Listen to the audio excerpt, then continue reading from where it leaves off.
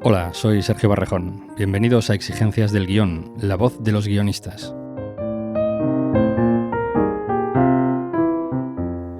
Hoy Paul Sánchez y yo hablamos en la sede de Dama en Madrid con Javier Giner, creador, showrunner y director de la serie Yo Adicto, que podéis ver en Disney+.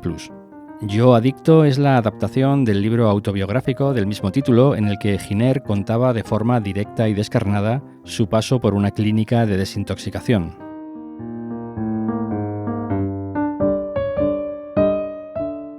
Antes de dar paso a la entrevista, dejadme que os recuerde que estamos sorteando 2 ejemplares del nuevo libro de Ciro Altabás, Cabezazos en el teclado, 171 puntos de vista sobre la creación literaria.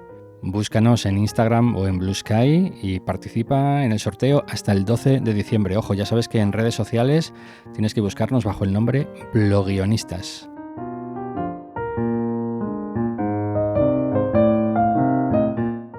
Y ahora sí, vámonos a la sede de Dama en Madrid para hablar con Javier Giner.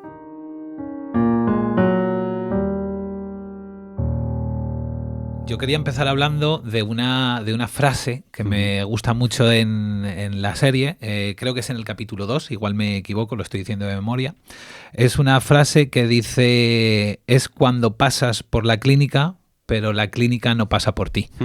Y me gustaría que me contaras un poquito cómo es eso, porque es precisamente como arranca un poco la serie, ¿no? Yo creo que es el primer capítulo es precisamente eso. Sí, literal.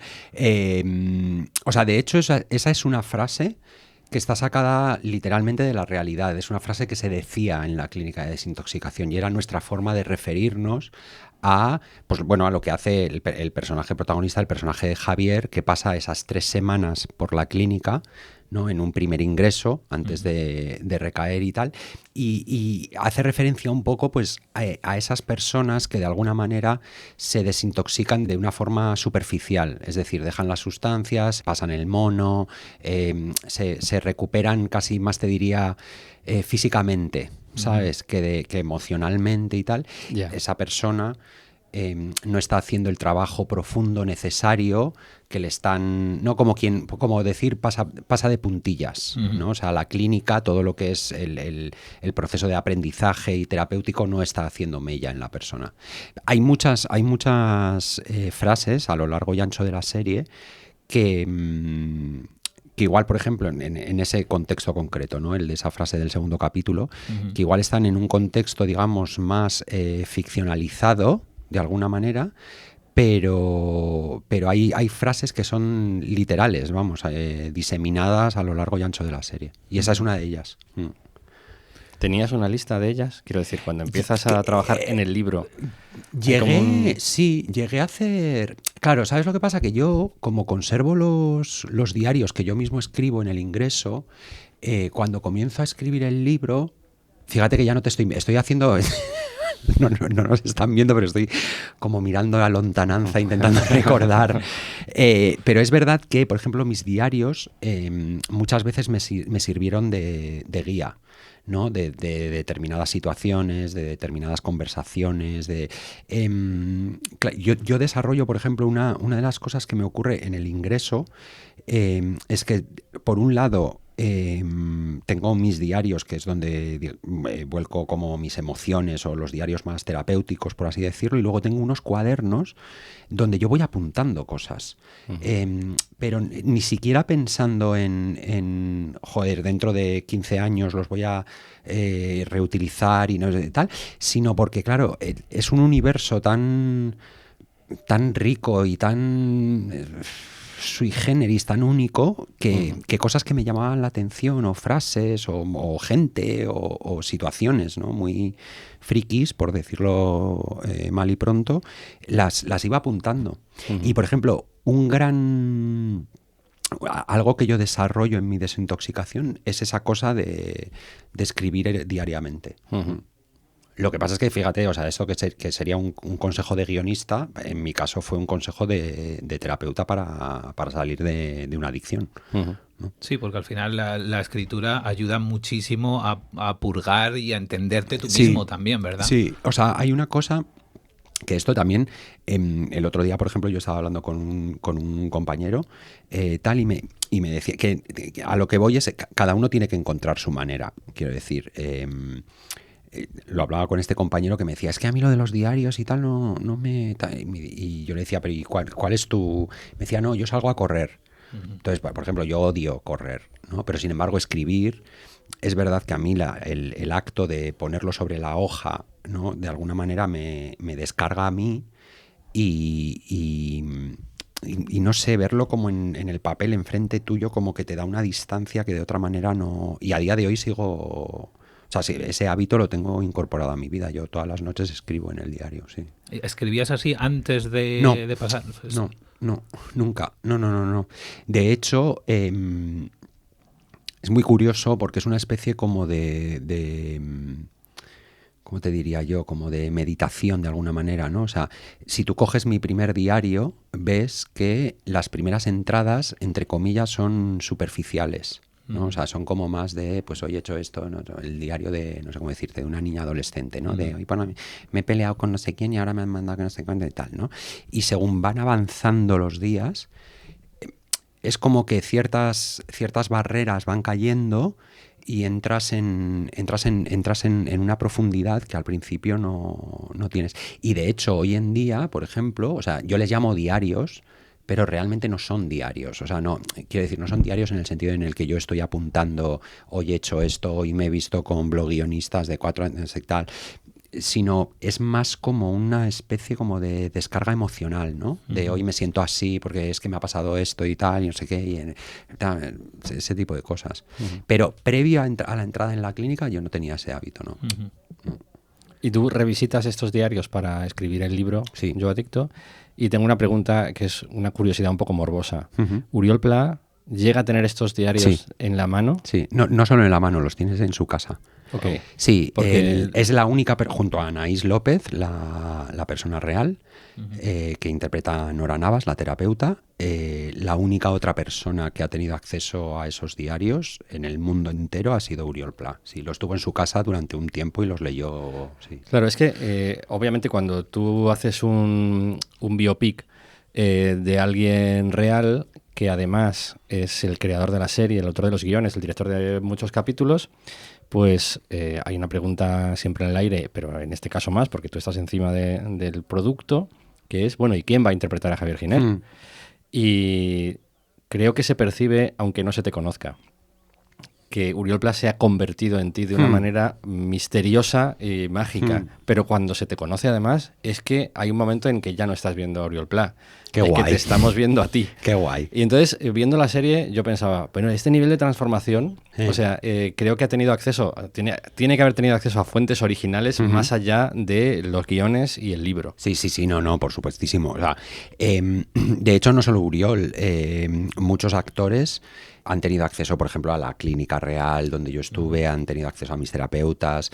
Claro, hay diversas personas como repartidas por la serie que interpretan trasuntos de personas reales que siguen estando en mi vida y también, por ejemplo, el caso de Marina Salas. Marina Salas interpreta a una paciente TLP que a día de hoy es una mujer muy, muy, muy cercana a mí, ¿no? Entonces, de repente, pues Marina Salas ha desarrollado una amistad con esa persona. Es cierto que en el caso de Uriol va mucho más allá.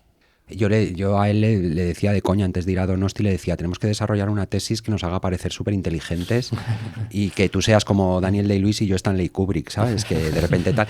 Pero es que la verdadera... O sea, la realidad absoluta es que no tenemos ni puta idea de cómo lo hemos hecho. Yo recuerdo la primera vez que vimos la serie terminada y tal, yo me giré y le dije, o sea, estamos puto locos los dos, nos podíamos haber pegado un morrazo, pero yo creo que, o sea, lo hemos hecho con grandísimas dosis de inconsciencia, por un lado, y luego, a ver, hemos trabajado mucho, muy profundo. Claro, Uri y yo hemos estado prácticamente trabajando en el personaje un año. Yeah. Un año es algo impensable, bueno, vosotros lo sabéis, o sea, es algo impensable en el mundo audiovisual hoy en día. Entonces, y mucho de ese trabajo, además, no ha sido... O sea, quiero decir, ha habido evidentemente trabajo de mesa, ensayos, tal, digamos la parte más convencional, ¿no? Es que gran parte también de ese trabajo ha sido el desarrollar un vínculo íntimo, él y yo, el el traer a Uri y que forme parte de mi vida y él, a su vez, hacerme parte de la suya.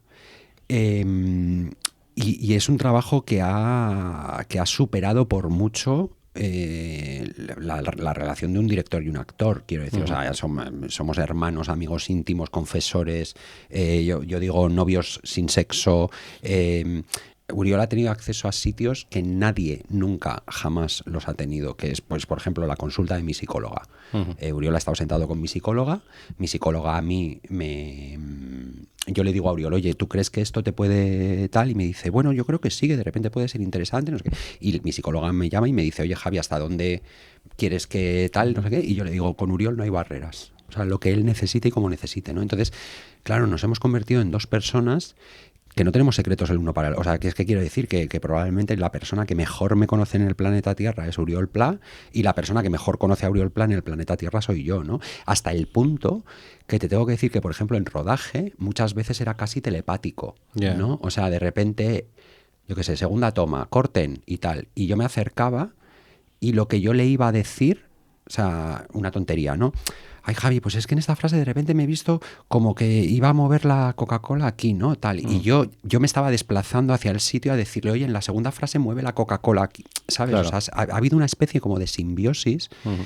Y porque yo lo que le dije desde el principio era, a mí nadie me conoce, quiero decir, yo no soy un personaje público, no soy, es que no sé cómo decirte, no soy Aaron Piper, ¿sabes? Que todo el mundo pues sabe el aspecto que tiene o cómo habla o cómo tal, ¿no? O sea, yo no. Entonces, libérate de la imitación. Entonces, lo que estaría guay conseguir es que el Javier Giner de la pantalla, personaje, fuese una especie de hijo que tú, o sea, como que participe de tus genes y de los míos, ¿no? El hijo que tú y yo tendríamos. Y eso es lo que hemos conseguido. Esto lo estoy relacionando ahora, según estabas hablando, con la primera pregunta que te hemos hecho. Lo de es cuando pasas por la clínica, pero la clínica no pasa por ti. Uriol ha dejado que Javier Giner pase por él. Sí, literal, claro. Claramente habéis hecho un trabajo de muchísima profundidad psicológica y te has protegido muy poco con tu equipo y te has protegido cero con Uriol.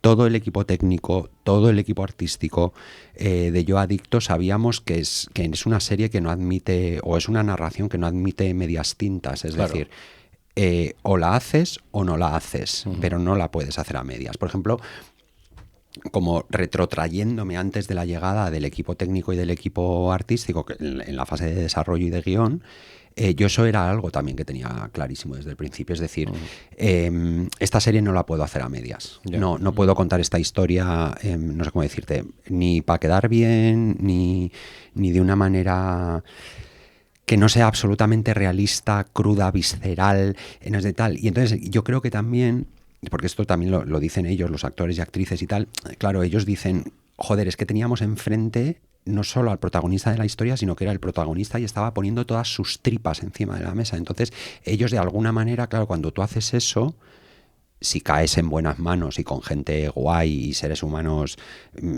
pues como los que he caído yo, que he tenido, ha sido una bendición todos ellos, de alguna manera lo que yo he obtenido de regalo han sido también sus tripas. O sea, tú venías al set de rodaje y sin ser una sensación plumbea de estas de, no sé cómo decirte, no te estoy hablando de esta sensación de estamos haciendo algo importante, no era esa sensación, ¿no? Pero sí que sí estaba la sensación de estamos haciendo algo que es más grande que nosotros, o estamos hablando de gente, o sea, siempre estaba muy presente el hecho de que de alguna manera nosotros nos habíamos convertido en instrumentos que representaban a muchas personas que no tienen acceso a ser representadas, claro. ¿Sabes? Que igual, y eso yo lo decía en Donosti, ¿no? Para mí, de alguna manera, entre comillas, entendedme lo que quiero decir, o sea, al final lo mío es como una especie de sacrificio público, pero que en ese sacrificio realmente tampoco estoy hablando solo de mí,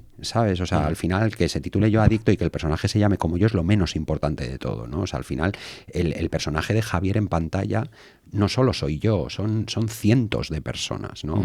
De ambos sexos, de diversas clases sociales, ¿no? Entonces yo creo que esa conciencia era algo que nos atravesaba mucho a todos y a todas. Esa responsabilidad, ese compromiso ético. Sí, había un compromiso pero te digo, hasta o sea, del primero al último, o sea, no Claro, tú ten en cuenta, por ejemplo, o sea, ponte no sé, ponte en los zapatos de una actriz, ¿no? Que tú de repente llegas al set de rodaje y claro, y de repente pues detrás del combo está la persona que es protagonista de la historia, al lado de esa persona está sentada la terapeuta que está interpretando Nora Navas en la secuencia, y al lado de tal hay dos personas reales, que hay dos personajes en ese plano que de repente están basados, ¿no? Y entonces, claro, es una sensación muy fuerte, ¿no? Y además, no sé cómo decirte, que no estamos hablando de una despedida de soltero, ¿sabes? O sea, estamos hablando del momento más frágil, más vergonzoso, más tal, de esas personas, ¿no? Entonces, es lo que te digo también, o sea, yo muchas veces ahora en entrevistas estoy diciendo, es que no solo he tenido la inmensa suerte de contar con intérpretes en perfecto manejo de su instrumento de la actuación, sino que además he logrado crear, o hemos logrado crear entre todos una familia de seres humanos muy valiosos, ¿sabes? Porque quiero decir, o sea, igual esto yo qué sé, pues llamas a X y le toca un pie, ¿sabes? Y pasa por ahí, pues eso, pasa por la clínica, pero la clínica no pasa por él, ¿no? Sin embargo, yo tengo la sensación, fíjate, todo el rato, de que más que una serie hemos hecho una compañía teatral. O sea, ¿sabéis lo que quiero decir? Esa cosa de me voy de bolo como con mis colegas y cargo la furgoneta y entonces... Sí, esta hermandad. Sí, esa especie como de grupo, ¿no? Que además ha sido instintivo también, y se ha creado de una manera muy genuina. O sea, no ha habido esta cosa de tenemos que crear grupo. No, o sea, ha sido como de repente ha habido un ángel que todo no sé tal. Y fíjate, yo creo que, por ejemplo, en la serie, o sea, mucha prensa lo destaca y tal, esta cosa como de la sinfonía de todos los actores estando en su sitio y tal, viene de ahí. No viene del plano en sí, sino viene de los meses de trabajo previo, ¿no? A ver, llegamos a hacer cosas como de Christopher Nolan flipada, de repente, pues yo recuerdo que una semana de ensayos eran todos los actores y actrices de la serie en personaje, y la Anaí real, la terapeuta, conduciendo terapias de grupo, ¿no? Y entonces ellos no se podían salir de personaje. Entonces se conducían terapias de grupo con todos ellos en personaje. Claro, cuando los actores y actrices se sienten, digamos, tan seguros, claro, tú llegas al set de rodaje y es que da igual donde pongas la cámara. Claro. Porque cada uno está en su pedo y su pedo es suyo y tal, ¿no? Entonces, bueno, o sea, acabo de dar una respuesta como de 25 minutos, yo solo. Unos 8 o 9, más o menos. Madre de Dios. Wow. No, está muy bien. Me llama la atención personajes como el que interpreta Vicky Luengo, que están en un capítulo, y luego hay otros personajes que están más alargados en el tiempo, que van, por ejemplo, me acuerdo el de Lola, ese personaje dura varios capítulos. Sí.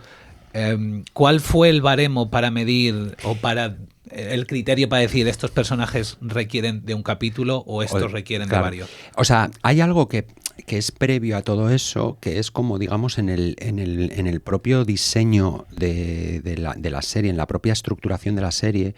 Yo tengo claro que la serie va a ir muy pegada a Javier, al personaje de Javier, ¿no? Y entonces que de alguna manera lo que voy a intentar es conseguir que el espectador haga el viaje emocional a través de Javier.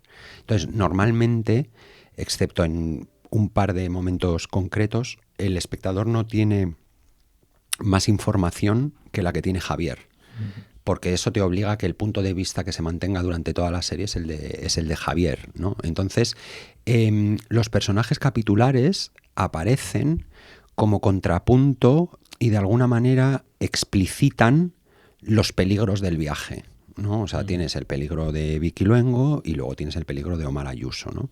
Y entonces el resto, digamos que son los que siguen haciendo el viaje con Javier. Yo tenía claro que tampoco quería cargar las tintas, es decir, yo te cuento lo que le pasa al personaje de Vicky Luengo y ya no necesito volver a contarte que eso es una realidad que se puede dar porque tú ya la has integrado como espectador, ¿no? Pero claro, lo que le pasa al personaje de Omar Ayuso es otra realidad distinta, ¿no? Entonces, digamos que son esos pequeños peligros que tú además de manera orgánica entiendes que ya que estaban con Javier son peligros a los que Javier también se está enfrentando, aunque Javier no esté hablando de ellos, ¿no? Y luego, por ejemplo, me refiero al equipo de guionistas, a la sala de guión. Yo tuve muchas dudas y lo hablamos mucho acerca de cuánto desarrollar los personajes secundarios. Es decir, y nosotros como guionistas teníamos mucha más información acerca de esos personajes de los que finalmente está en la serie. Porque vuelvo otra vez al primer punto, ¿no? Cuando tú estás en una clínica de desintoxicación, a no ser que la persona en concreto comparta algo contigo o esa persona lo comparta en una terapia de grupo, o sea, lo haga público de alguna manera, tú no sabes lo que le está pasando a esa persona, ¿no? Entonces, yo de repente recuerdo, y esto es un recuerdo muy emocional de pues estar, yo qué sé, en una terapia de grupo y tener al lado a una compañera pues que estaba llorando, pero llorando desconsoladamente, no sé cuántos, ¿no? Y hora y media más tarde esa misma persona estar meándose de risa en el patio fumándose un piti, ¿no? Claro, yo no sabía lo que le estaba pasando a esa persona. O sea, yo no sé si esa persona estaba llorando porque se había muerto su madre esa mañana o porque X, Y, Z, ¿no? Y entonces, claro, esta cosa de, al final se tomó la decisión, o tomamos la decisión conjunta de explicar a los personajes secundarios siempre que estuviesen a favor o añadiesen algo a el viaje de Javier. ¿No? O tuviesen algún tipo de relación al viaje de Javier. Claro, en ese viaje de Javier, el personaje de Lola es muy importante porque al final es con quien él desarrolla un vínculo de amistad, probablemente por primera vez en su vida de forma verdadera, ¿no? Entonces, siempre supimos que Lola iba a ser uno de esos personajes importantes que de alguna manera iba a atravesar la serie, ¿no? Junto a Anaís. Y si te fijas, además, son dos mujeres. Que para mí también era importante el hacer hincapié en como de alguna manera esta salvación femenina, ¿no? La figura de... Casi te diría que maternal, ¿sabes? Porque claro, de repente yo decía, joder, igual si explicamos más a Lola, si Lola no es tanto que aparece, desaparece, que sabes pero no llegas a saber, tal, no sé qué. Y luego también había una responsabilidad mía individual que era... que yo necesitaba proteger a estas personas, claro, ¿no? O sea, yo necesitaba difuminarlas o dibujarlas de maneras que tú como espectador nunca llegues a poder identificar quiénes son estas personas en mi vida o en el esto, ¿no? Iba a preguntar, ya que lo has mencionado, el personaje de Anaís, la terapeuta, porque me parece muy interesante desde el punto de vista, estoy hablando narrativo, cómo no evoluciona. Y sin embargo, desde el punto de vista del protagonista, sí que va cambiando, porque va cambiando de aliada a enemiga, de aliada a enemiga continuamente. Y ella es como una herramienta para que los demás personajes cambien. Pero claro, es un personaje... Y un anclaje para el espectador también. Pero es un personaje real, como muchos otros. Sí. Ese equilibrio a la hora de que estabas diciendo de proteger, pues ¿cómo mira, lo manejas? eso fue una... Bueno, en el caso de Anaís no hay protección, entiéndeme, no hay protección. En el caso de Anaís, cuando te digo no hay protección, me refiero, ella sabe que yo voy a hacer esto, evidentemente le pido permiso, tal, le digo, quiero que aparezca tu nombre, ¿te parece? Ella me dice que sí y tal, y ella de hecho estuvo como asesora nuestra durante todo el rodaje y durante todos los ensayos y la preparación. Claro, el caso de Anaís es un caso muy paradigmático y muy curioso porque siendo tan importante para el protagonista no sabe nada de ella. Y eso es real. Eso es absolutamente real. Es decir, yo he tenido acceso a... Yo puedo contar muchas más cosas de Anaís en la serie. Yo te podría explicar cómo es la vida de Anaís fuera de ese recinto. Pero la realidad es que el personaje, en ese momento, como yo cuando estuve ingresado, claro, lo único que sabía de ella era eso. Era que era mi terapeuta. Luego, pues eso, cuando ya salí de allí y tal, y ya reiniciamos una relación y ahora somos amigos y tal, descubrí toda una realidad que yo no tenía. Y yo recuerdo eso que hay un momento en la serie en la que Javier le dice, tía, tú lo sabes todo de mí, dime algo, ¿sabes? Yo esa conversación la he tenido con Anaís. Claro. De, tía, o sea, te estoy abriendo aquí mi corazón y yo no sé si, yo qué sé, ¿sabes? X, ¿no? Fíjate, ese personaje yo también me estuve peleando con él en la escritura porque no sabía si... Claro, es que no hay ningún tipo de arco, ¿no? Y es importantísimo para la trama. Y entonces llegamos a la conclusión, el equipo de guionistas, a la que has llegado tú, ¿no? Que la evolución de Anaís viene dada por cómo la ve Javier. Exacto. Y como tu punto de vista está puesto desde Javier, el personaje de Anaís está evolucionando y cambiando porque tú realmente a ella la estás conociendo a través de Javier, ¿no? Y claro. entonces, por eso no necesitábamos que evolucionase de alguna manera, ¿no? Y te tengo que decir que, y me lo vais a permitir, a mí lo que hace Nora Navas en la serie me parece absolutamente apabullante. O sea, apabullante. Son los diálogos menos orgánicos, más difíciles de decir, más complicados, porque además, quiero decir, el resto de actores y actrices, quien más, quien menos, tienen lugares, entre comillas, como de exhibición, ¿no? Son personajes con mucha chicha. El de Anaís es una cosa como muy... no sé cómo decirlo, o sea, muy sobria, no sé si sobria es la mejor palabra teniendo en cuenta de lo que estamos hablando. Es cierto que la salvación de los demás personajes depende de la solidez. Ella tiene que ser sólida como una roca. Sí, sí. Y eso, claro, está relacionado con lo que decías, que es un personaje que no tiene un arco porque su vida está fuera de la serie. Total, literal. Allí tiene que ser la tabla de salvación de todos, y para eso tiene que ser siempre igual, digamos, ¿no? Literal. Pero que Nora hace una cosa muy bonita, que es la forma en la que les mira, la forma en la que se queda callada, quiero decir, o sea, Nora tiene una cosa que además integró perfectamente el personaje, que muchas veces, en el caso del personaje de Anaís, es mucho más importante, por ejemplo, el silencio y la mirada que lo que ella está diciendo, ¿no? O sea, es uno de esos casos donde de repente la forma de mirar te está dando muchas más claves como espectador que lo que ella está diciendo, ¿no? Y luego, además,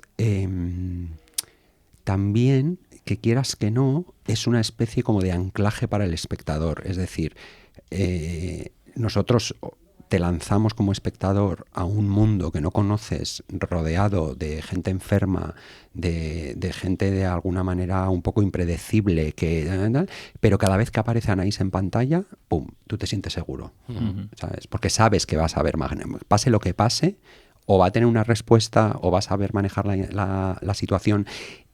Y también es ella la que va empujando, la que va provocando el cambio en Javier, ¿no? Entonces... bueno, todo eso, para mí, o sea, quiero decir, para mí era muy importante que las dos figuras claves o sea, los dos grandes pilares de la serie eran Javier y Anaís. Eso te iba a decir, es que Anaís, en cierto modo, es casi tan protagonista como Javier, en el sentido de que tú, como espectador, si necesitas empatizar con el conflicto, con el problema de alguien, que en este caso sería claramente Javier, pero a la vez hay un cierto grado de normalidad que el espectador necesita. Literal. Si todos están locos, claro, tienes que agarrarte al normal. Si no hay un normal en la serie, hay un momento en que es imposible identificarte con esto porque no tienes un rumbo, no tienes un norte, ¿no? Literal. Y ella claramente cumple esa función.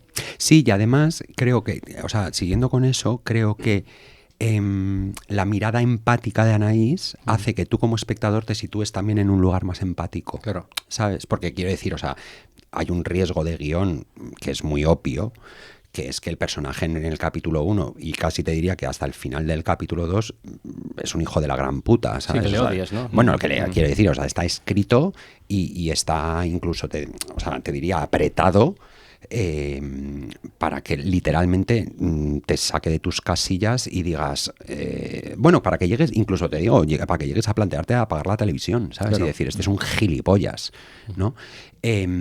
Claro, cuando aparece Anaís y Anaís mira a ese gilipollas de otra manera y ve lo que hay detrás del gilipollas, tú como espectador ya empiezas a situarte en esa mirada también. Claro. ¿Sabes? Y es, en cierto modo, una de las funciones de la serie. Odio decir que una película o una serie son necesarias. Sí, a mí me da mucho asco también. Sí, da mucha rabia. Pero, en cierto modo, se podría decir que Yo Adicto es necesaria en el sentido en que permite que los personajes se tomen el tiempo de explicar y de poner sobre la mesa lo que están pasando, alejados completamente de todo tipo de clichés.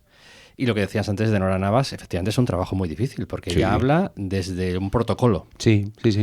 Pero ese protocolo está extendido y o sea, tiene todo el tiempo para desarrollarse hasta el punto de que empiezas a interesarte de manera genuina por cómo es el mundo, más allá de lo que le pase al personaje de Javier. Como espectador me ha pasado me interesa aprender todos estos matices y darme cuenta de cómo estos profesionales son capaces de ver más allá de esa primera capa y de trascender incluso los peligros que supone relacionarse con esta gente. Sí, literal. Yo creo que al final hemos hecho una serie muy política en el sentido de que hay una reivindicación muy salvaje de el poder de lo colectivo, el poder de la empatía y el poder de la bondad, ¿no? Que es verdad que en esta sociedad, entre comillas, tan cínica en la que vivimos, suena un poco a mensaje buenista de taza del Tiger, ¿no? Pero que es real que eso termina salvando vidas, ¿no? Y que ese poder del grupo y ese poder de los profesionales y esa mirada sin juicio y sin tal, para mí era muy importante reflejarla en la serie porque es realmente el comienzo de la salvación, ¿no? Y luego, claro, es cierto que desde el principio también hubo una apuesta clara por desestigmatizar todo lo que ocurre. O sea, yo, por ejemplo, a los actores y a las actrices les decía, no os quedéis con estoy interpretando a un trastorno límite de la personalidad, estoy interpretando a un esquizofrénico, estoy interpretando a un adicto. O sea, olvidaros del diagnóstico, ¿no? O sea, vamos a interpretar a los seres humanos que están ahí, ¿no? Entonces, en el momento en el que, digamos, sacas las etiquetas e interpretas al ser humano, al final lo que estás haciendo es que tú conviertes que yo adicto al final no vaya de las drogas ni de gente enferma, sino que yo adicto vaya de seres humanos, ¿no?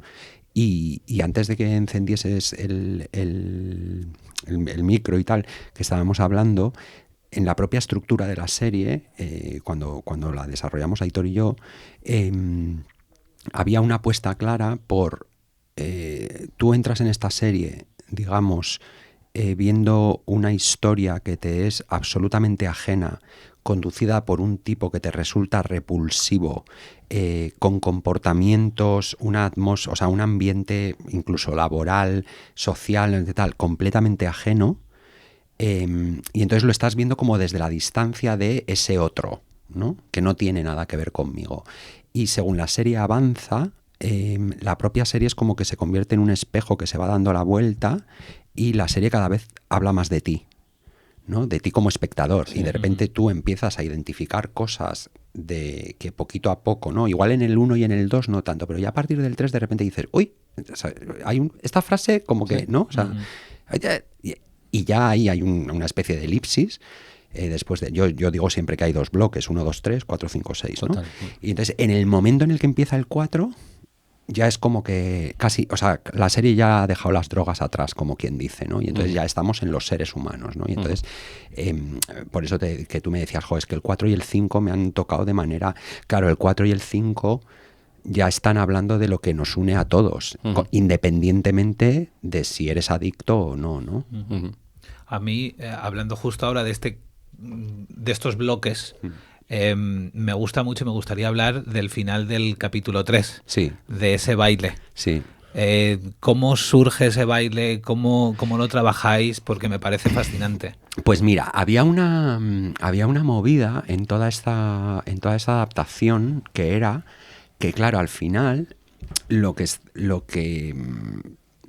o sea, quiero decir, si tú coges el libro es mi monólogo interior, es un monólogo interior, ¿no? Y entonces al final un proceso de desintoxicación también es una transformación interna, ¿no? Entonces uno de los grandes retos era cómo llevar eso al audiovisual en el sentido de cómo transformar lo interno en externo, ¿no? En lo que tú estás mencionando, ese baile del final del capítulo 3, es la forma que a mí se me ocurre un día que digo... Claro, como está toda esta cosa a lo largo del capítulo, ¿no? De la rabia, del cuerpo, de soltarse, y a la vez estamos viviendo en primera persona un enfrentamiento de Javier consigo mismo, ¿no? Y de mirarse al espejo y de tal y de cual, de repente a mí un día se me ocurre, digo, este enfrentamiento consigo mismo puede tomar la forma externa de una especie de catarsis de liberación, ¿no? De decir, o sea, en vez de sentar al personaje para que me entiendas y poner una voz en off diciendo...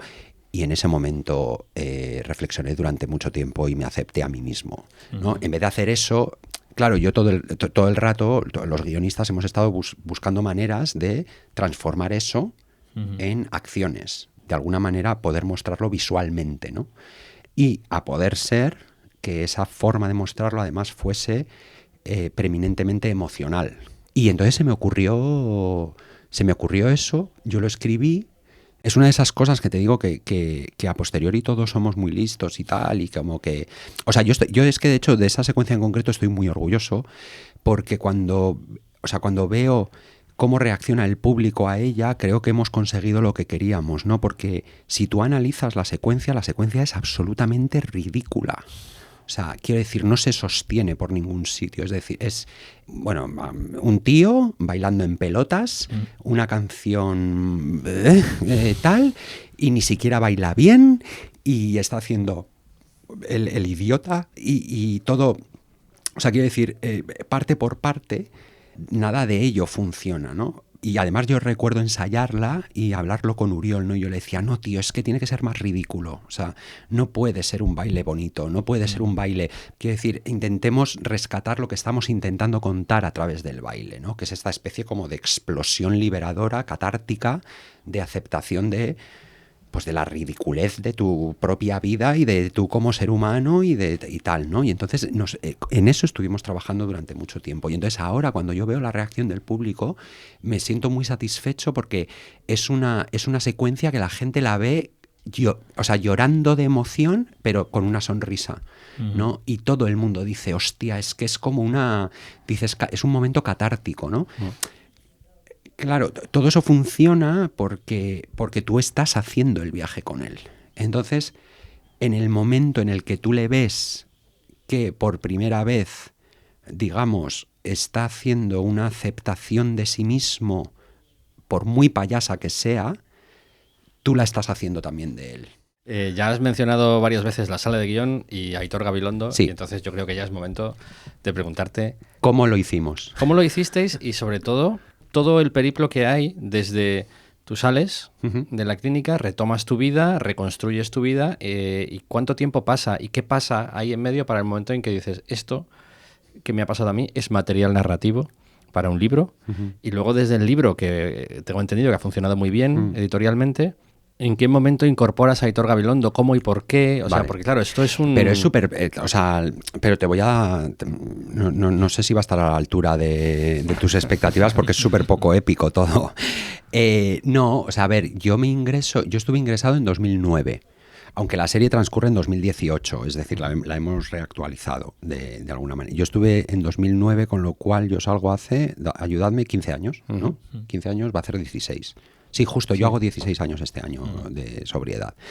Y entonces hace como X, no sé cuándo, el libro se publicó justo antes de la pandemia, porque yo escribo el libro durante la pandemia. Me llama Sergi Soliva de la editorial Planeta, de Paidós y tal. Y una llamada de esas absurdas que yo recuerdo, me llamó un viernes por la mañana, yo estaba en pijama en mi casa y de repente me suena el móvil, yo conocía a Sergi de la vida y tal. Y me dice, oye, que quiero comer contigo, que te quiero proponer una cosa, tal, bla, bla, bla. Total, que quedamos a comer y me dice, no, que queremos que escribas un libro de no ficción. Y entonces, cuando Sergi se acerca a mí, el libro de no ficción iba un poco más por el terreno del cine, bueno, pues yo qué sé, no sé, pues... cómo ser maricón en el cine en en 2018 o lo que fuese, ¿no? Y yo recuerdo que le digo, tío, es que no, o sea, creo que hay gente, quiero decir, yo no soy crítico de cine, las películas de mi vida, tal, no me interesa nada, ¿a quién cojones le interesan las películas de mi vida? Escribir un libro al final ya sabéis lo que es, quiero decir que son muchas horas, es estar solo ahí, dale, ¿no? Y le dije, bueno, déjame que me lo piense y tal, y te digo... Y literalmente es tan poco épico como que estoy un día duchándome en mi casa una mañana y tengo una especie como de epifanía en la que digo, tengo que hablar de esto, claro, y tal. Escribe de lo que sabes, ¿no? Claro, y pienso además, en ese momento yo pienso, hostia, ¿cómo voy a hablar de esto si hay mucha gente que no, o sea, quiero decir, había gente que lo sabía, evidentemente, pero yo no estaba, digamos, entre comillas, fuera del armario como toxicómano, ¿no? Y entonces en ese momento recuerdo perfectamente tener el pensamiento de, ha llegado el momento de que tú ayudes como te ayudaron a ti. Uh-huh. Y es verdad que en procesos de desintoxicación, y esto lo estoy repitiendo mucho últimamente, hay una especie como de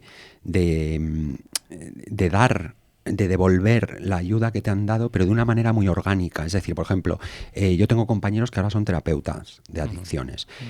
Tengo compañeras que son monitoras de yoga. Tengo compañeras, por ejemplo, el personaje de Lola, en la serie, esa persona, hoy en día ayuda a mujeres que son trastorno límite de la personalidad. O sea, salió de allí, estudió de tal... Y ahora dedica su vida a ayudar a mujeres que pasaron, ¿no? Entonces, es verdad que de una manera muy orgánica se da esta cosa como de devolver al mundo la ayuda que se te prestó, ¿no? Uh-huh. Y en mi caso, yo creo que eso tomó la forma de escribir ese libro. Y yo escribo ese libro con esa especie como de honestidad radical, porque para mí el lector o la lectora, para quien lo estoy escribiendo, es para gente como yo, ¿no? Y escribo de alguna manera el libro que a mí me hubiese, entre comillas, gustado leer cuando yo estaba ingresado, ¿no? Entonces ese libro sale, se convierte en un éxito editorial y tal. Bueno, tú le planteas esto primero a Sergi. Ah, bueno, perdona, claro, sí. Y Sergi dice sí o Sergi claro, entonces, dice cuidado. No, Sergi yo le digo, mira, Sergi, yo no quiero escribir o sea, no quiero escribir tal, no soy sociólogo, no soy politólogo, ni filósofo ni nada y tal, yo si queréis, yo escribo esto. Claro, Sergi se le cae un ojo. O sea, literalmente dice... Porque él no sabía... Claro, él no sabía nada. Y yo le digo, bueno, mira, yo hace, pues no sé, 13 o 12 o los que fuesen en ese momento años, estuve ingresado, yo he sido no sé qué tal. Sergi se queda sin habla y dice, déjame que lo comente y tal. Y entonces lo comenta, me piden hacer me dice, mira, hazme un documento de Word de una página, un poco contando pues lo que, ¿sabes? Una especie de mini pitch, ¿no? Uh-huh. De lo que sería el libro y tal, y yo lo paso a Planeta, no sé cuántos. Y a la semana siguiente me llama y me dice vía libre y tal. Y entonces firmo el contrato para escribir el libro, lo escribo, se publica, se convierte en un éxito editorial y entonces a los, no sé qué te puedo decir, 2-3 meses o una cosa así de la publicación del libro, Planeta empieza a recibir ofertas audiovisuales. Uh-huh. de varias productoras y tal. Y entonces yo me reúno con todas ellas. Una de ellas es la productora de Aitor, de uh-huh. Alea Media. Claro, yo no conocía a Aitor en persona y tal, pero había Aunque visto... sois paisanos, ¿no? Bueno, él es de Donosti, yo de Bilbao. Él es de Donosti, uh-huh.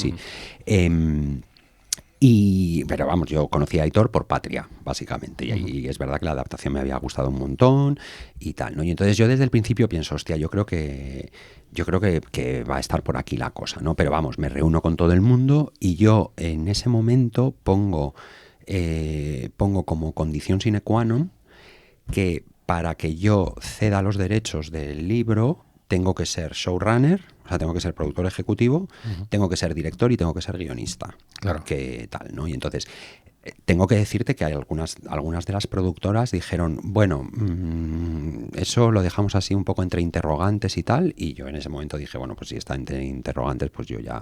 Sí. Hasta aquí hemos llegado. Si han dicho condición sine qua non, claro, eso es lo que significa. Sí, no, y sobre todo, pero... O sea, también, que no me tengo que justificar, pero también por explicarlo bien, en ese momento tampoco tiene tanto que ver como con la megalomanía de que yo quiero ser director y entonces ha llegado mi momento y tal, no sé qué, sino que porque realmente a mí me daba mucho miedo que de repente esta historia cayese en manos equivocadas y se desvirtuase, ¿no? Claro. Entonces necesitaba algún tipo de seguridad de que lo que se trasladase a pantalla... no es que tuviese mi firma, pero de alguna manera si tuviese mi alma o me representase, al final quiero decir, o sea, yo lo dije el otro día aquí en un encuentro de alma, ¿no? O sea, yo tengo que vivir con esta serie el resto de mi vida, ¿no? Claro. Y lo que estoy poniendo en pantalla es una cosa, bueno, que me representa del derecho y del revés, ¿no? Sí, entonces, quiero decir que no es un thriller de... No sé, y que representa a muchos de los compañeros que hicieron el viaje contigo. Que representa a mucha gente que está entre nosotros, mucha gente que no está entre nosotros, a Anaís, a mi familia, a mucho, ¿no? O sea, hay una carga emocional muy íntima, muy importante, ¿no? Y entonces, la única manera que a mí se me ocurría de proteger todo eso, y además porque y esto lo voy a decir claramente, yo no iba a hacer la serie a cualquier precio. O sea, tenía muy claro que no... O sea, prefería no hacer la serie que serme de alguna manera infiel. O sea, no podría vivir con haberme... O sea, quiero decir, puedo vivir con ser infiel a muchas cosas, pero no a mí mismo, ¿no? Yeah. Entonces, Aitor lo entendió perfectamente. Además, de hecho, él mismo me empujó y tal, y me dijo, no, es que, o sea, no sé cómo decirte, es como si vas a... No sé, pues como si vas a hacer una historia sobre la reina de Inglaterra, perdón, que esto con la reina, quiere decir, la documentación la tienes enfrente, ¿sabes? Claro. O sea, no hay nadie en el mundo que sepa más de esta serie que yo. Claro. ¿no? Claro. Entonces, incluso ya desde el punto de vista del productor, es que es casi como un... Sí, ahí se nota que el productor es guionista profesional, Claro. que imagino que no dudó, dijo, no, si no lo hubieras dicho tú, claro, lo hubiese probablemente dicho te yo. lo habría Sí, dicho sí, él. sí, Claro. literal. Y entonces yo es verdad que a Aitor le pongo otra condición más, que es que... Porque eres de Bilbao. Porque soy de Y a los de Bilbao. Donosti hay que- hay que agarrarlos. No, en el caso de Aitor, como yo sé que él ha hecho Patria y ha adaptado Patria, yo le digo, estas son mis condiciones para hablar, pero contigo en concreto quiero otra más. Y es que tú co-crees la serie conmigo. Ujú. Y le digo, yo no quiero hacer esto solo, porque, quiero decir, yo ya he vivido la experiencia, la he transformado en libro, que es yo conmigo mismo. Entonces, ahora que va a ser una serie, necesito ojos Claro. que no sean los míos. Y de verdad te lo digo, o sea, y no es falsa humildad, soy la persona más colaborativa y más poco necesitada de hacerse espacio. ¿Sabes lo que te quiero decir? O sea, de hecho, la primera vez que yo me siento con Alba Carballal y con Jorge Gil, que son los otros guionistas, fuimos 4, Aitor, Alba, Jorge y yo les dije, por favor, no respetadme. Ya. O sea, no me respetéis bajo ningún concepto. Lo hemos visto en Twitter. Sí, es que puso el de Alba el Carballal. post-it. Es que les iba dejando yo post-its. No me respetéis. No respetéis a Javi. ¿no? Maravilloso. Porque claro, de repente yo digo, hostia, ya he escrito un libro, ahora tengo a 3 guionistas superdotados. Joder, vamos a hacer la tarta entre todos. Claro. ¿Sabes lo que te quiero decir? Claro. Y ya no va... O sea, si en algún momento, digamos, hay algún ingrediente que no tal, yo lo digo tranquilamente, por ahí no va. ¿Sabes? No, esto... tal, no, yo no sé qué, pues no, esto es demasiado sensible, pero venga, fuera, tal, ¿no? Entonces, con esta cosa de todos a una, claro, la serie de alguna manera se ha enriquecido. Es un poco lo que estaba diciendo antes, es el mismo mecanismo que con lo de Uriol, ¿no? O sea, que el personaje de la pantalla no soy yo, que también eres tú, ¿sabes? Claro. Entonces juntemos las tripas de todo el mundo de alguna manera, ¿no? Y a ver qué es lo que sale. Y entonces lo que hacemos es, Aitor y yo estructuramos la serie entera, escribimos lo que es la Biblia de eso, y escribimos el piloto. Y entonces, Esto previamente a que Disney entre en la ecuación. no, esto es más fuerte. En un momento dado, Aitor le contacta a Sofía Fábregas de Disney y le dice, oye, que he cogido los derechos de este libro. Sofía conocía el libro, pero no se lo había leído. Y entonces nada, le hacemos llegar el libro. Sofía se lo lee, creo que como en 48 horas o algo así. Y 2 días más tarde tenemos firmado un desarrollo para la Biblia y el piloto. Wow. Claro, ¿sabes lo que pasa? Que también hay un...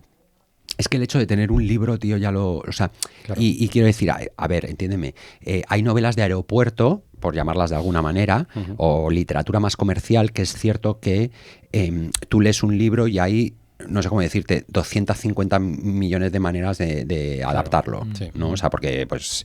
O sea, te lo puedes llevar para un sitio, te lo puedes llevar para otro, bueno, no sé qué, no sé cuántos, ¿no? Claro, tú lees mi libro y o lo adaptas de una manera o eso no hay... Claro. Entonces, claro, al final son libros muy representativos de lo que el producto final va a ser, ¿no? O sea, no sé cómo decirte, tú de mi libro no puedes hacer, yo qué sé, Glee de Ryan Murphy, Claro. ¿sabes? Por otro lado, quiero decir, primero me gustaría aplaudir la profesionalidad de una ejecutiva que le plantean un libro y se lo leen 48 horas. Sí, Me sí, parece sí, heroico. sí. Pero aparte, me parece que es muy inteligente por su parte ser tan rápida. Es decir, este libro me ha interesado. Tengo delante a su protagonista, al autor Bueno, y protagonista de la historia, y además está acompañado por un productor ejecutivo profesional con una solidez, no voy a dejar que salgan de aquí. Claro. No, pero también, y te digo una cosa, o sea, yo lo pongo muy en valor, ¿eh? O sea, tú eres Sofía Fábregas, que eres una ejecutiva en Disney.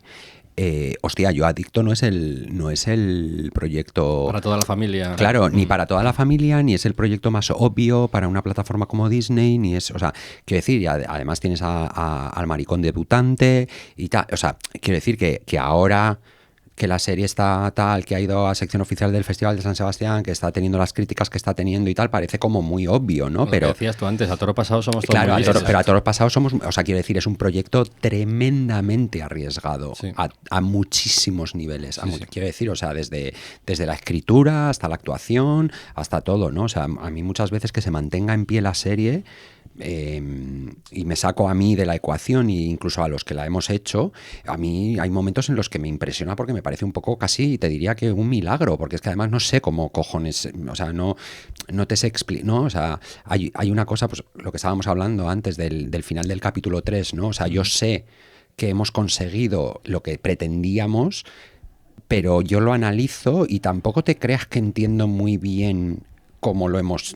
Es una serie antifórmula, ¿sabes? O sea, es una serie absolutamente visceral y tal, y eso te puede salir muy bien y también te puede salir rematadamente mal, ¿no? Entonces, claro, si tú coges y dices, no, es que voy a firmar un desarrollo para que este maricón cuente su desintoxicación en un centro que además es debutante y lo va a dirigir él y no sé o sea, yo no sé si hubiese, o sea, si yo estoy en esa posición, no sé si yo me hubiese atrevido. Si se lo chutas al algoritmo te dice que no. Bueno, a ver, a mí quiero decir, o sea, me parece una decisión muy arriesgada y que yo valoro muchísimo por parte de Sofía, sí, desde luego, vamos, o sea.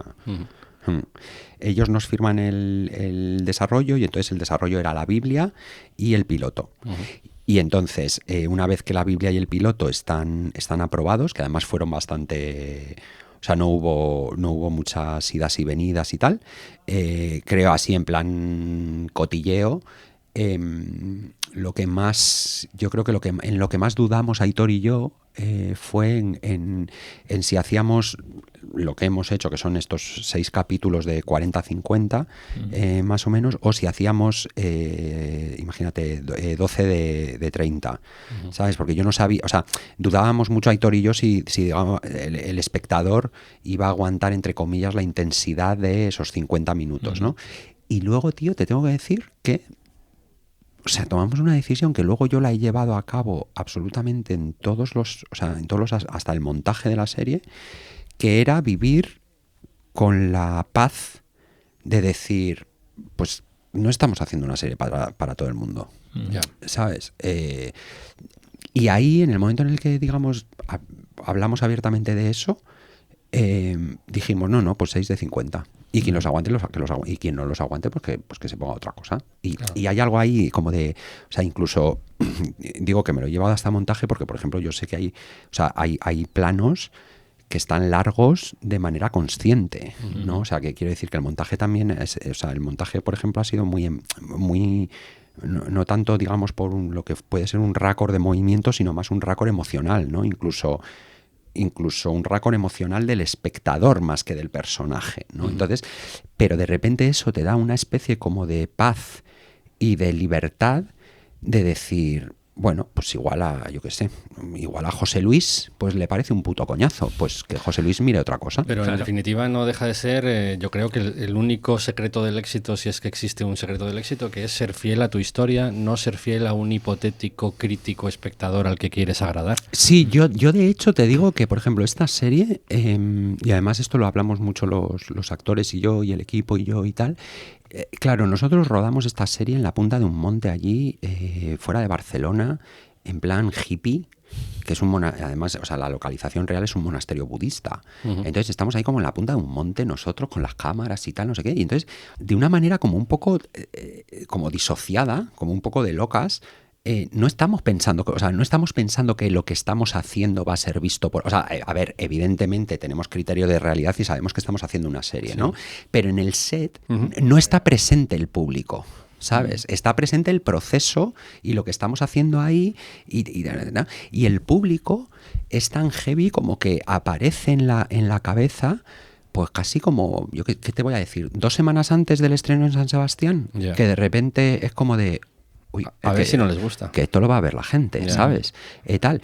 Y evidentemente es lo que te digo, o sea, tú tienes criterio de realidad y sabes que estás haciendo una serie, ¿no? Pero conseguimos crear una especie de burbuja donde nunca la hicimos para un futuro espectador, ¿no? Sino realmente la estábamos como haciendo para nosotros. En todo este proceso que has estado comentando de ir contactando con Disney, con Aitor, con todo el equipo, previo a todo esto, me imagino que esta pregunta se remontará a la escritura del libro.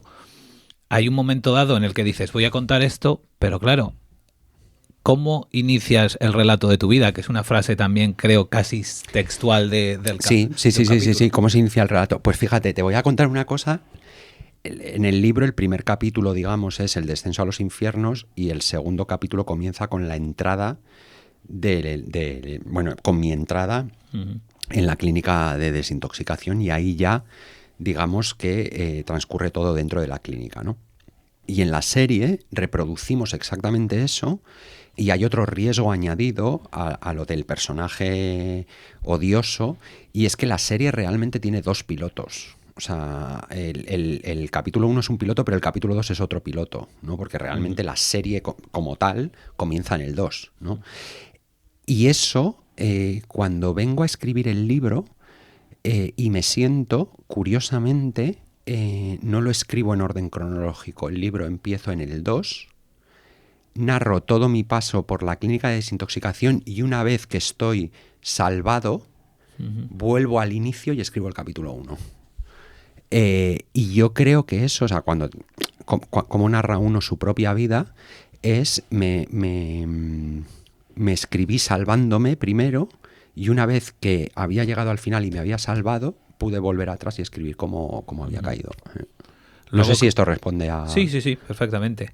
Pero claro, luego, escribiendo ficción, entre comillas, tienes que adaptarte, o normalmente el instinto es adaptarte a la narrativa tradicional con sus estructuras y tal, pero has comentado antes que no querías... Bueno, a ver, ha sido una cosa curiosa porque claro, o sea, aquí entramos en ese famoso intertítulo, ¿no? De basado en hechos reales, de cómo transformas la vida a un lenguaje dramático, ¿no? Que evidentemente es necesaria una transformación porque si no, no se sostiene. Quiero decir, el guión es matemática, claro. Es casi matemática pura, ¿no? Entonces, claro, lo que yo sí impuse desde el principio y todos los guionistas teníamos claro era que todo lo que ocurre en la serie es real. Es real en el sentido de que ha ocurrido en la realidad de una manera u otra. Eso no quiere decir que haya ocurrido como ocurre en la serie, ¿no? Es decir, por ejemplo, te pongo un ejemplo por no irme muy... Bueno, te pongo 2 ejemplos muy claros, ¿no? El personaje del becario en el capítulo 1 no existe. Ese personaje es absolutamente ficción. Yo, Javier Giner, nunca hice las cosas que el personaje de Javier Giner hace con esa persona en el primer capítulo, ¿no? Pero sí es de alguna manera otras personas que yo he conocido, otros compañeros que yo he conocido han cometido abusos de poder de ese tipo, ¿no? Entonces, de repente yo cojo eso que ha existido en la realidad y se lo aplico al personaje de Javier. Sin embargo, el personaje de Javier sí tiene el puesto laboral que yo tengo, ¿no? Entonces, al final hay una especie como de simbiosis, por decirlo de alguna manera, entre la realidad y la ficción, ¿no? O sea, pero claro, pero esa ficción sigue siendo real también. ¿Sabes lo que quiero decir? Sí. Otro ejemplo para tenerlo muy claro. Yo nunca agredí a Anaïs, o nunca intenté agredir a Anaïs. Sin embargo, tuve compañeros y compañeras que sí la agredieron. Y no solo eso, sino que yo tenía muy claro que no iba ni de héroes ni de víctimas. ¿Sabes lo que te quiero decir? Entonces, yo renegaba completamente de convertir a Javier en una víctima y desresponsabilizar al personaje de sus propias acciones, ¿no? Entonces, claro, si yo te voy a explicar lo que es la enfermedad de la adicción y que la enfermedad de la adicción transforma a la gente o a las personas en personas que no son realmente, tenemos que ver eso, ¿sabes? O sea, yo recuerdo, por ejemplo, hablando del becario, cuando escribo esa secuencia, que además esa secuencia la escribo yo llamo a Aitor y le digo, o sea, literalmente estaba escribiendo esa secuencia y me estaba sintiendo físicamente mal, como de esta cosa que estás escribiendo y te está dando como un puto asco lo que estás escribiendo, que dices, o sea, estoy y tal. Y yo le llamé a Aitor y le dije, creo que he escrito probablemente la secuencia más incómoda que he escrito en mi vida, ¿no? Estamos hablando de la discoteca. No, estamos hablando de la del portal. Okay. Cuando que básicamente comete un abuso de poder, ¿no? Sí. Claro, eso yo, por ejemplo, en la realidad no lo he hecho. Y claro, a eso me refería, ¿no? O sea, cuando yo te digo antes, yo hago una especie como de sacrificio público, incluso me echo encima de los hombros actitudes o acciones que yo no he tenido en mi vida real, ¿no? Como la de Anaís, es decir, claro. Digamos que como tu maestro de ceremonias es Javier, pues todas esas cosas terminan como recayendo en tu protagonista, ¿no? Yo tenía muy claro que hasta el final del segundo capítulo, tú como espectador no podías tener acceso a, digamos, o sea, tú conoces a Javier Giner, personaje, al final del segundo capítulo, cuando se rompe su primera barrera. Sí. Mientras tanto, lo que has estado viendo son los personajes de la droga. Claro. ¿No? Que es la arrogancia, el ego desmedido, el ser un bully, el ser un maltratador psicológico, el abusar de su poder, el ser un hijo de puta desconsiderado, ¿no? O sea, el provocar literalmente daño a su alrededor, ¿no? Continuamente. Claro, hay una cosa que a mí me parece que es muy, muy especial y que esto sí lo trabajamos mucho con Uriol, que era esta cosa de mientras todo esto está ocurriendo, yo creo que inconscientemente o de manera muy, muy subrepticia, tú estás viendo en sus ojos que ahí hay una herida. O sea, que el daño no es gratuito. O sea, que algo está... No, o sea, hay esta cosa entre eres un hijo de puta y me das mucha lástima porque eres un pobre hombre. Bueno, pero es que en ese sentido es muy, muy, muy hábil el arranque de la serie. Porque cuando a ti te dicen de qué va esta serie, dices, va de un tío que tiene una vida montada y se va a la mierda por la cocaína, por las drogas, y entonces su paso por una clínica de desintoxicación. Sin embargo, la serie arranca, y al ser el principio creo que no se puede considerar spoiler, arranca con él marchándose de una clínica de desintoxicación. Lo cual, como espectador, dices, espera, o sea que no voy a vivir el proceso lógico, me han entrado en media res en el sitio que menos esperaba. Y a la vez, la serie te está vacunando contra, digamos, la incredulidad, porque dices, bueno, es que este tío ya sabes que está herido porque ya ha tenido que ir a una clínica, claro, que no habrá pasado para entrar ahí. Bueno, y es más, o sea, tú desde el minuto cero, o sea, quiero decir, no hay suspense. En el momento en el que él sale de la clínica, sabes que vas a ser testigo de su caída a los hijos. O sea, total. Quiero decir, o sea, es literalmente el capítulo 1 es una exposición de una recaída de manual, ¿no? Entonces, tú sabes perfectamente que este personaje no se va a salvar, lo sabes. La apuesta era...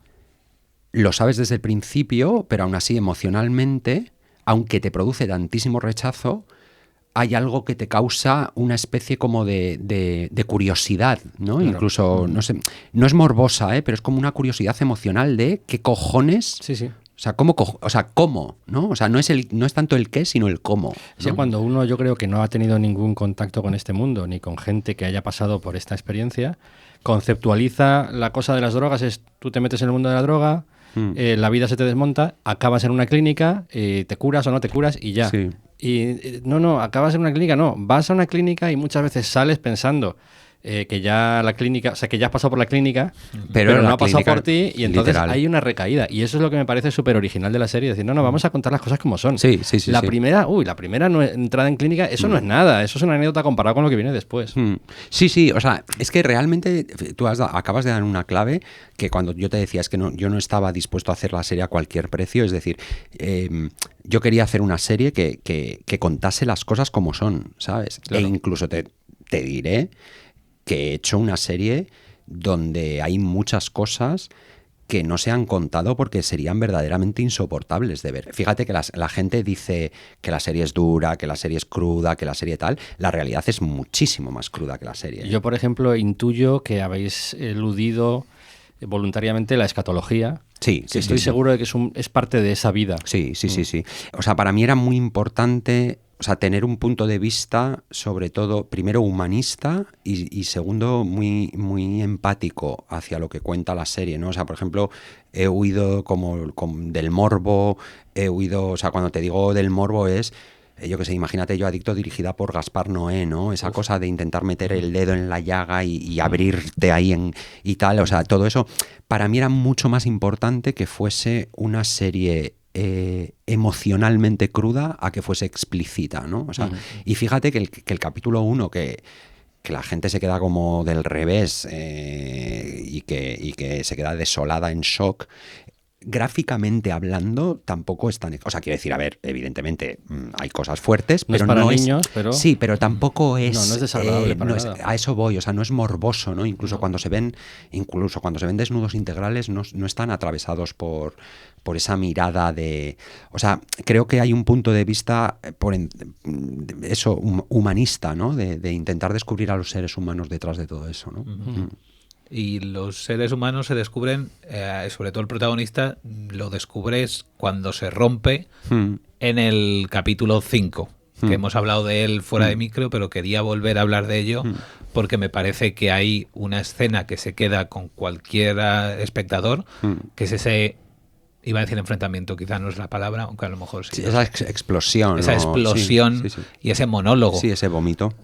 ¿Cómo se escribe eso? Hay muchas cosas en ese capítulo que me pertenecen a mí y que pertenecen a mi familia, y evidentemente en la serie están identificados como mi padre y mi madre, pero hay muchas cosas también ahí que pertenecen a otros compañeros y compañeras, ¿no? Que, bueno, pues que han compartido conmigo experiencias traumáticas familiares, incluso un poco de lo que habla el capítulo, ¿no? Que son familias aparentemente funcionales, donde todos los miembros se quieren y hacen lo mejor los unos por los otros, pero que, pues por cuestiones de la vida, de la educación y de tal, pues que no se quieren de manera sana unos a otros, ¿no? Entonces es verdad que ese capítulo participa de muchas familias, no solo de la mía. Y luego en ese capítulo, por ejemplo, pasó una cosa muy, muy curiosa, que es que o sea, el capítulo 1 lo escribimos Aitor y yo, y luego a partir del capítulo 2 ya vamos como de alguna manera balanceando, ¿no? Alba, Jorge, tal. Y el único denominador común en los 6 capítulos soy yo, ¿no? Y entonces, yo ahora te lo estoy... No me acuerdo, yo creo... no sé si en algún momento o sea, como que yo tiraba las primeras versiones o él tiraba, o Jorge tiraba la primera versión, yo sé de no sé cuánto. Entonces, el 5, yo le tenía mucho respeto. O sea, yo tenía en la cabeza un poco, o sea, tenía en la cabeza a dónde quería llegar con ese capítulo, y yo sabía que ese capítulo era la bomba atómica de la serie, ¿no? Porque además es el capítulo donde no se habla prácticamente de drogas y donde no aparecen las drogas ni tal, ¿no? Pero sí me parecía, y luego explicaré por qué es el quinto, sin embargo, yo no me atrevo a escribir la primera versión, y yo recuerdo que ese capítulo lo escribo con Alba, y yo, súper cuco de mí, pues se habían, al final, de alguna manera habíamos escaletado todos juntos, tal, y no sé qué. Yo le digo, bueno, echa tú la primera versión, ¿no? Y yo pienso que la voy a releer y tal, y voy a decir, bueno, este diálogo no, este no sé qué, no sé cuántos y tal. Y la pobre Alba me manda la primera versión. Y claro, a mí no me... O sea, quiero decir, no es que no me gustase, porque era un buen capítulo, pero no era el capítulo que yo quería.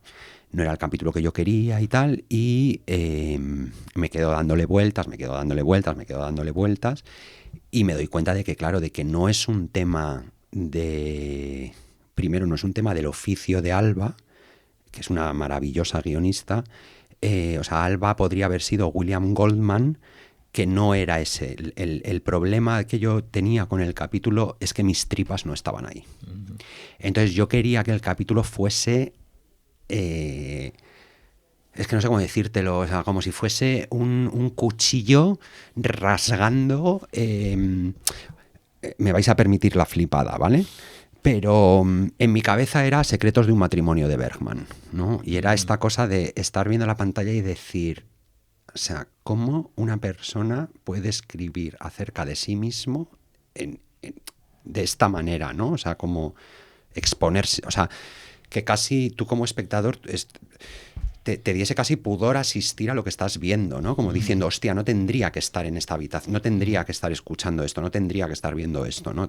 Claro, evidentemente eso son como mi vómito, ¿no? Y entonces, claro, Alba, por muy buena guionista que sea, ese vómito no lo puede hacer por mí, ¿no? Y entonces yo cojo la primera versión de Alba a mí me da esta clave. Entonces, aunque no es la versión de guión que yo quiero, sin embargo, me deja muy claro ya desde el comienzo qué es lo que yo no quiero, ¿no? Quiero decir que porque hay primeras versiones que son buenas en el sentido de que apuntan hacia donde, y hay primeras versiones que son buenas justamente por lo contrario, porque de alguna manera quitan de encima de la mesa lo que no quieres, ¿no? Que es casi algunas veces es más importante que lo otro, ¿no? Y entonces yo cojo el capítulo de Alba y lo reescribo de principio a fin en una especie como de... Te me has preguntado, ¿cómo se escribe ese monólogo? Pues enfebrecido. Es la única manera que te puedo... O sea, no sé, en una especie como de trance, Y yo recuerdo terminar el capítulo y se lo envié a Aitor y a Laura Rubirola y les dije, quiero que este sea el capítulo y no quiero que... O sea, acepto notas de ti, de vosotros dos, como círculo íntimo y tal, pero no quiero que nadie lo toque. O sea, no quiero... Debo decir que con Disney no hemos tenido notas, o sea, las notas que nos han dado siempre han sido como muy constructivas, muy inteligentes, muy tal, o sea, no han sido notas de me aburro, ¿sabes? No hay giros, tal, no han sido ese tipo de notas, ¿no? Pero es verdad que en este capítulo en concreto yo dije, no puedo, o sea, no, es que literalmente yo sentía que física y emocionalmente no podía recibir notas, porque lo que estaba puesto en la página era demasiado delicado, ¿no? Y me lo respetaron absolutamente, o sea, de hecho el capítulo, cuando el equipo lo recibe y cuando lo recibe todo el mundo, crea una especie como de shock, de eso de que llegas a la oficina de producción y todo el mundo te mira como de... La que has liado. Claro. Chaval. Y curiosamente lo pones en manos de Elena Trapé para la dirección. Sí, porque no me atrevía. Sí. O sea, claro, Elena al final, viva Elena es la segunda directora y entonces se adapta, digamos, o sea, además es que Elena y yo hicimos mucho equipo desde el comienzo y tal, porque para mí era muy importante que no se notasen dos voces, o sea, que realmente tú no llegases a saber quién está dirigiendo qué, ¿no? Y de hecho Elena está desde el principio en ensayos conmigo, o sea, lo hacemos todo un poco a la limón, ¿no? Y es verdad que yo no me atrevía a dirigir el capítulo 5, no sabía el precio emocional, porque cuando yo escribo el capítulo pago un precio emocional por escribir ese capítulo, y yo durante 2 semanas o algo así estoy súper removido, estoy muy triste, o sea, realmente ahí sí trabajé un poco con no sé cómo decirlo, con cosas peligrosas. Sí, hiciste una performance con tu propia sangre, digamos. Sí, ¿no? o sea, ahí tal, ¿no? Y de hecho, luego, por ejemplo, había una cosa en el capítulo que, fíjate, también te digo por esta cosa que te decía antes, ¿no? O sea, ole Sofía Fábregas por tomar el riesgo y, por ejemplo, ole Aitor Gabilondo, porque cuando Aitor recibe el guión del capítulo 5, se queda en shock absoluto, lo lee, dice que es uno de los mejores guiones que ha leído en su vida, tal, y dice, y además te digo una cosa, es anatema para la televisión, porque es una obra de teatro. El capítulo de 5 es una obra de teatro, o sea, hay 2 localizaciones y es gente hablando, o sea, es lo opuesto a la televisión. Y Aitor Gabilondo en ese momento dice, pero tiene que ser así. O sea, y esta es lo que te decía antes, ¿no? O sea, la serie está llena de este tipo de riesgos que igual no son conscientes porque se mantienen en pie, ¿no? Pero el capítulo 5 es lo opuesto a cualquier manual de guión, de televisión, o sea, hay 2 localizaciones y gente hablando. Ya, pero claro, es un capítulo que contrasta mucho con el que viene antes y con el que viene después. De repente los personajes se concentran en una localización y en un tiempo, y precisamente porque están en esa olla a presión, surgen las emociones como solo pueden surgir en esa concentración, ¿no? Sí, sí. Si toda la serie fuera así, sería un riesgo mortal. Pero es que vienes del capítulo 4, que tienes que hay mucha peripecia, periplo, eso es, sí, hay mucha peripecia, sí, yo por ejemplo en eso era muy consciente y era muy consciente, por ejemplo, en el hecho de, en la primera versión del capítulo 5, de repente había un viaje, no era un viaje a la casa de Barcelona, sino que era un viaje a Bilbao, a la casa materna, y había un paseo por el parque, y había no sé qué, y tal, no sé qué, y yo... Es lo que dices, ¿no? O sea, de una manera muy instintiva fui encerrando como a todo el mundo para crear esa olla a presión. Y, por ejemplo, el momento de ese gran vómito, creo que, o sea, ahora me lo estoy inventando, pero creo que es una secuencia, o sea, la secuencia previa creo que son 19 minutos o algo así. Es decir, tú esa secuencia la puedes dejar perfectamente en 7 páginas de guión y no pasa nada. Pero instintivamente yo pensaba que eran necesarias las 19, ¿no? Entonces quiero decir, igual hay 12... que en un manual de guión te dicen que sobran.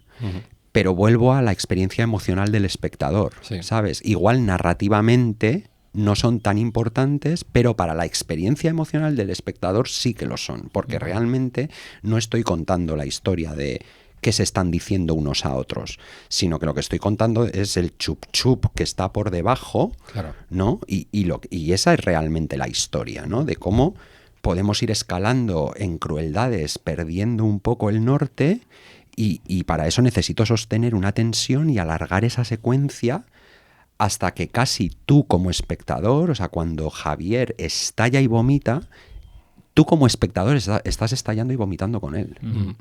Antes, la serie, perdona, simplemente quería decir que la serie ha ido cebando muy bien ese conflicto sin decírtelo, y cuando llega ese momento y pasa...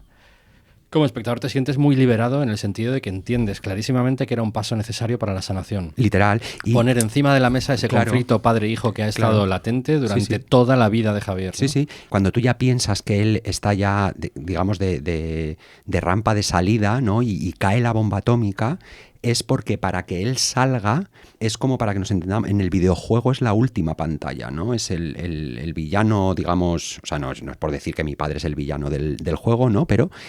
no solo es esa última pantalla, sino que además es la herida primigenia, ¿no? Es decir, o sea, tú puedes ver Yo Adicto como está ahora, o sea, para que me entiendas, 1, 2, 3, 4, 5, pero en un momento dado podrías hacer 5, 4, 3, 2, 1.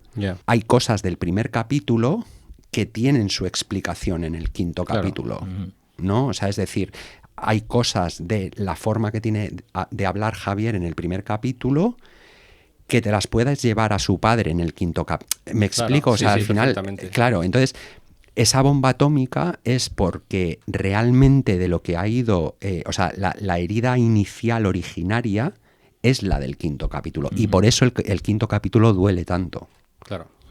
Y esto es una cosa también de la estructura propia de un proceso de sanación y de esto, ¿eh? O sea, vas como cumpliendo, digamos, etapas, y cada etapa, de alguna manera, es más profunda, ¿no? O sea, por eso en un momento dado, Anaís en el capítulo 2 dice, no, si no va de dejar las drogas o no dejar... O sea, esa es la condición sine qua non y la primera. O sea, lo que hay que cambiar es todo lo otro, ¿no? Entonces, claro, el hecho de que Javier sea capaz de expresar mal, mejor, peor o tal no sé qué, esa herida primigenia es justamente lo que le abre la puerta de salida a salir de la clínica. Javier Giner, showrunner, creador, guionista, director de Yo Adicto. Y vedete. Muchísimas gracias por venir a Exigencias del Guión. No, muchísimas gracias a vosotros, que me hace mucha ilusión. Hasta pronto. Hasta pronto. Chao, chao.